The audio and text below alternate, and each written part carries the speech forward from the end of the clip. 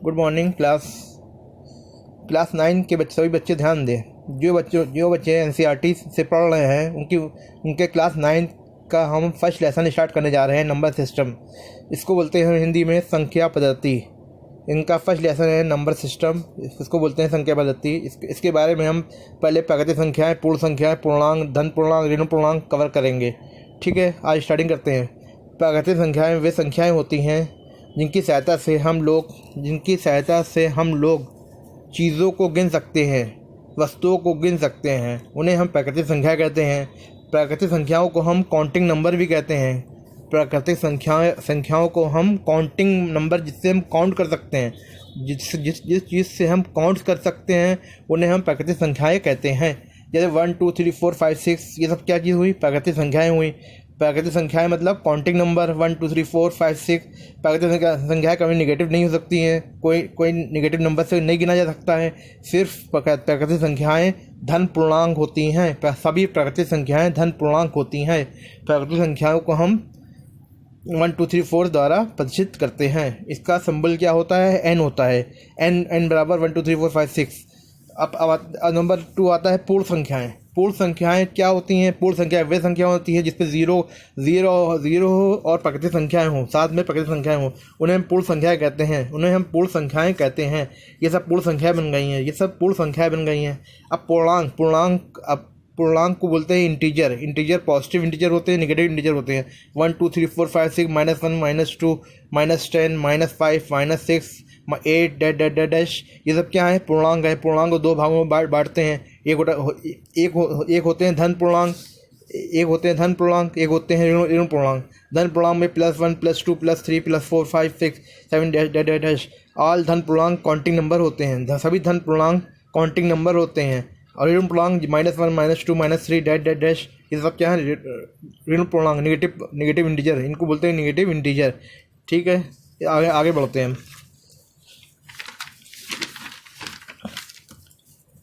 अब आती है परिमेय संख्या है। वे संख्याएं जिनको हम P/Q के रूप में लिख सकते हैं, उन्हें हम परिमेय संख्या कहते हैं। यानी अंश बटे हर के रूप में लिख सकते हैं, न्यूमरेटर अपॉन डिनोमिनेटर के रूप में लिख सकते हैं, उन्हें हम परिमेय संख्या कहते हैं। P/Q एक परिमेय संख्या है जहाँ Q की वैल्यू 0 कभी नहीं हो सकती है। P/Q एक परिमेय संख्या है जहाँ Q की वैल्यू 0 नहीं हो सकती है।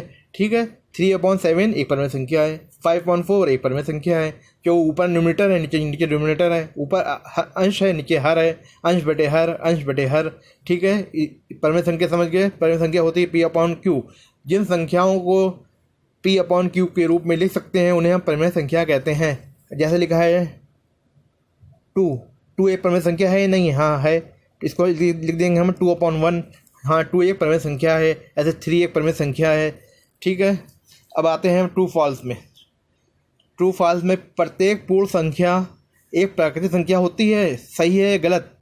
एग्जाम्पल नंबर फर्स्ट करा रहे हैं। बुक का संख्या पद्धति की क्वेश्चन नंबर प्रश्नावली 1.1 के एग्जाम्पल देखिए। प्रत्येक पूर्ण संख्या एक प्राकृतिक संख्या होती है या नहीं? प्रत्येक पूर्ण संख्या, जीरो भी तो आता है, एक पूर्ण संख्या होती है। 0 से हम कोई चीज़ गिन नहीं सकते हैं, तो ये एक प्राकृतिक संख्या नहीं होती है। इसलिए इसका क्या आंसर आएगा? फॉल्स आंसर आएगा। इसका क्या आंसर है? फॉल्स। अब सेकंड पूछ रहा है प्रत्येक पूर्णांक एक परिमेय संख्या होता है? हाँ, प्रत्येक पूर्णांक एक परिमेय संख्या होता है। जैसे 7/1 5/1 3/1 ये सब क्या है? प्रत्येक पूर्णांक एक परिमेय संख्या होती है। तो ये भी क्या हुआ? ट्रू हुआ। ठीक है, तीसरा है प्रत्येक परिमेय संख्या एक पूर्णांक होती है? नहीं, प्रत्येक परिमेय संख्या एक पूर्णांक नहीं होती है। जैसे 3/4 ये पूर्णांक नहीं है।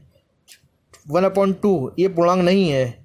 ठीक है, अब जैसे लिखा है 3/5 ये पूर्णांक नहीं है। इसलिए प्रत्येक परिमेय संख्या पूर्णांक नहीं होती हैं। ठीक है, आए समझ में आपके? अब हम आते हैं एक्सरसाइज पर। एक्सरसाइज का पहला क्वेश्चन है,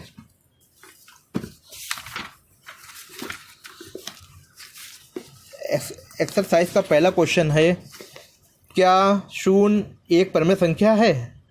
हाँ, 0 एक परिमेय संख्या है, क्योंकि हम 0 को, हाँ 0 एक परिमेय संख्या है। क्योंकि हम शून्य को लिखेंगे 0/1, 0/1 एक परमेय संख्या हो गई। फिर इसको 0 को क्या लिखेंगे 0/7 एक परमेय संख्या हो गई। 0/2 एक परमेय संख्या हो गई। हाँ शून्य एक परमेय संख्या है। हाँ शून्य एक परमेय संख्या है। अब क्वेश्चन नंबर 2 में आते हैं। अब कह रहा है 3 और 4 के बीच परमेय संख्या बताइए। इस पे हम क्या करते हैं, एक डिनोमिनेटर को चूज़ कर लेते हैं, एक संख्या को एज ए डिनोमिनेटर चूज़ कर लेते हैं। इस पे हमने डिनोमिनेटर को 7 चूज़ कर लिया है, 7 को चुन लिया है। अब इसका डिनोमिनेटर कितना बनाना है, 7 बनाना है। 3 × 7/7। 3 को हमने लिखा 3/1। 3 और 4 के बीच चाहिए तो हम पहले इसकी बाउंड्री निकाल लेंगे। 3 और 4 के बीच में कितनी परमेय संख्याएं होंगी उनकी हम बाउंड्री निकाल लेंगे। हमने लिखा 3 को 3/1, 3 × 7/7, 21/7। 4 की बाउंड्री आई 4/1, 7 से करा 4 7 28, 1 7 7। अब इसकी ये बाउंड्री आ गई। अब परमेय संख्या इसी के बीच में होंगी। क्या हुआ है 21/7, फिर 22/7, 23/7, 24, 25, 26 28/7। ये क्या हुआ 3 और 4 के बीच में परमेय संख्याएं आ गई। ये आपका आंसर हो गया। ठीक है। अब आता है 3/5। एक नया क्वेश्चन है, क्वेश्चन नंबर 3 देखिए। 3/5 और 4/5 के बीच 5 परमेय संख्या बताइए। पहले हम क्या करते हैं, हम इसकी बाउंड्री निकाल लेते हैं। इसकी बाउंड्री निकालिए। इस 3/5 है, 3 × 10/5/10, 30/50। इसकी बाउंड्री निकालिए 40/50। ऐसे 30/50, 31/50, 32/50 डैश ये आंसर हो गया। ठीक है। अब हम आते हैं क्वेश्चन नंबर 4 पे। इस पे लिखा है प्रत्येक प्राकृतिक संख्या एक पूर्ण संख्या होती है। प्रत्येक प्राकृतिक संख्या एक पूर्ण संख्या होती है। यस, जो कि 1 2 3 4 5 6 7 8 सब क्या हो मगर 0 नहीं होती है। इसलिए ये क्या हुआ, इसका आंसर नो ये फॉल्स हुआ। क्या हुआ, ये फॉल्स हुआ क्योंकि 0 एक पूर्ण संख्या है। मगर यहाँ कह रहा है प्रत्येक प्राकृतिक संख्या एक पूर्ण संख्या होती है। नहीं, क्योंकि 0 भी पूर्ण संख्या में 0 भी आता है जो कि प्राकृतिक नहीं है, इसलिए ये स्टेटमेंट फॉल्स हुआ। दूसरा है प्रत्येक पूर्णांक एक पूर्ण संख्या होती है। हाँ, प्रत्येक पूर्णांक एक पूर्ण संख्या होती है। ठीक है। तीसरा है प्रत्येक परमेय संख्या एक पूर्ण संख्या होती है। प्रत्येक परमेय संख्या एक पूर्ण संख्या होती है। ये लोग इसका आंसर आप लोग इसका प्रत्येक परमेय संख्या एक पूर्ण संख्या होती है, इसका आंसर आप हमें कमेंट करके बताएंगे। आप लोग प्लीज़ मेरे चैनल को देखिए, सब्सक्राइब करिए, लाइक करिए और जम कर कमेंट करिए। प्लीज़। आज हम आपको NCERT क्लास 9 की मैथ का प्रश्नावली 1.1 के बारे में बताएंगे। ठीक है। एक्सरसाइज 1.1 के बारे में बताएंगे। पहला क्वेश्चन कह रहा है ये, क्या 0 एक परमेय संख्या है? क्या 0 0 एक परमेय संख्या है? इसको P/Q के रूप में लिख सकते हैं। इसका आंसर देखिए आप। जैसे ये लिखा है 0 को हम क्या लिख सकते हैं 0/1। 0 को क्या लिख सकते हैं हम 0/7। 0 को क्या लिख सकते हैं हम 0/9। 0 को क्या लिख सकते हैं हम 0/10। 0 को क्या लिख सकते हैं 0/7, 73 डैश। यानी कि 0 को हम P/Q के फॉर्म में लिख सकते हैं। P/Q के फॉर्म में लिख सकते हैं, इसलिए 0 एक परमेय संख्या हुई। इसका पहले वाले क्वेश्चन नंबर 1 का आंसर हो गया। ठीक है। क्वेश्चन नंबर 1 का आंसर हो गया। 0 को हम परमेय संख्या के रूप में लिख सकते हैं। 0 को हम परमेय संख्या के बीच रूप में हम लिख सकते हैं। अब क्वेश्चन नंबर 2 देखिए। यहाँ लिखा है 3 और 4 के बीच 6 परमेय संख्याएं बताइए। हम इस पे क्या करते हैं 3 और 4, इस पे हम एक डिनोमिनेटर हर को सेम मानकर, आधार मानकर परमेय संख्या बना लेते हैं। या 3 है, 3/1 किया, इस पे हमने 7 से करा मल्टीप्लाई। हमने डिनोमिनेटर को लिया 7, हर को लिया 7, तो 7 से ऊपर के मल्टीप्लाई किया, 7 से नीचे किया 21/7। ऐसे इस पे करेंगे 4 में 4/1 को लिखेंगे, 7 से करेंगे 4 7 28, 7 1 7। ठीक है। ये क्या आ गई, दोनों की बाउंड्री आ गई। 21/7 दूसरा होगा 22/7 परमेय संख्या, दूसरा परमेय संख्या 22/7 तीसरी परमेय संख्या, 22/7 25 डैश। ये सब क्या परमेय संख्या आ गई, ये इसकी बाउंड्री आ गई। अब नया क्वेश्चन आता है 3/5 और 4/5 के बीच में परमेय संख्या बताइए।